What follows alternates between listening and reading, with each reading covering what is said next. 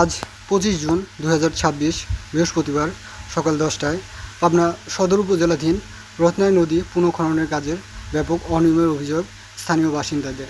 নদীর দুই ধার দিয়ে নদীর ম্যাপ অনুযায়ী খননের ক্ষেত্রে স্থানীয় প্রভাবশালীদের জমি বেঁধে রেখে খালগুলো পুনঃখননের কাজ চলমান রয়েছে। এ সময় মালিগাছার রত্নাই নদীটি কুষ্টিয়া ঠিকাদার নাসির মোল্লার খননের কাজ সম্পন্ন করার কথা থাকলেও কাজটি শুরু করেছেন পাবনার স্থানীয় ঠিকাদার কাউসার আহমেদ কনকসহ কয়েকজন সাব ঠিকাদার। এ সময় অনিয়মের বিষয়ে বিভিন্ন বক্তব্য প্রদান করেন পাবনার স্থানীয় জনগণ, ঠিকাদার, মালিগাছা ইউনিয়ন পরিষদের চেয়ারম্যান আলহাজ মোহাম্মদ মুমতাজ আলী, পাবনা পানি উন্নয়ন বোর্ডের নির্বাহী প্রকৌশলী মাহবুব আলম, পাবনা জেলা প্রশাসক মোহাম্মদ আমিনুল ইসলাম এবং অন্যান্য গণ্যমান্য ব্যক্তিবর্গ।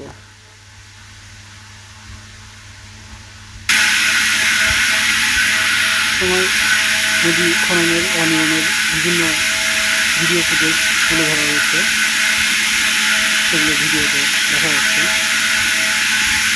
এবং বক্তব্য দিতেন। আমরা গরিব মানুষ, 2 শতক 4 শতক জমির উপর বাস করি, তাহলে আমাদের এই জমি বিলীন হয়ে গেলে আমরা থাকবো কার কাছে? যেখানে মানুষ জন্য কল্যাণের জায়গায় জন্য দুর্ভোগের রূপ নেবে, আমরা সেটা চাই না।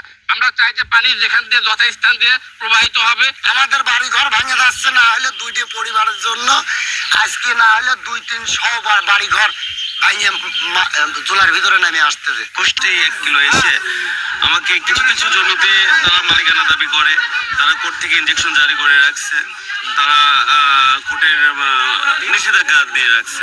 এক সাইড থেকে আপনারা ওনারা এই ঠিকাদাররা এমন ভাবে মাটি কাটছে, আর এক সাইডে মাটি তুলে নিয়ে আসতেছে।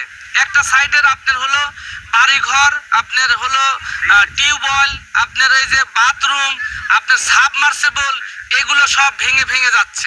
500 মিটার অংশে মামলা সংক্রান্ত জটিলতার কারণে সেই জায়গাতে আমরা কাজ করতে পারতেছি না। এখন আপাতত সাইট বন্ধ আছে, আমরা মামলা নিষ্পত্তির ব্যবস্থা করছি। মামলা নিষ্পত্তি হলে আমরা এস পার ডিজাইনে কাজ করব। এই ধরনের প্রবলেম যেখানে অ্যারাইজ করতে পারে অ্যাডভান্স, যাতে আমরা স্থানীয় স্টেক হোল্ডার যারা রয়েছে তাদেরকে নিয়ে যাতে আমরা কথা বলে দেন, যাতে আমরা এটি বাস্তবায়নের দিকে যাই।